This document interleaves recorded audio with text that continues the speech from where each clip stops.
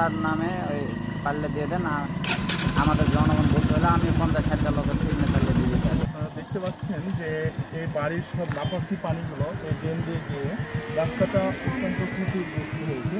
আমরা আসতে লেগে আমাদের মন্দিরে কিছু নাপাকি পানি পড়ে, আমাদের নামাজের সমস্যা হয় এবং আমরা পবিত্রতাটা আমাদের যেটা সেটা নষ্ট হয়ে যায়।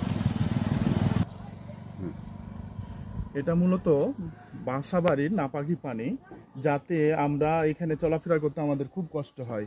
এখানে আসলে আমাদের শরীরে এই পানিটা, হুন্ডা চালাতে যে আমাদের শরীরে এই পানিটা পড়ে থাকে, পড়ে যে আমাদের শরীর নষ্ট হয়। প্রশাসনের দৃষ্টি আকর্ষণ করছে যেন এই কাজটি তাড়াতাড়ি সম্পূর্ণ করে।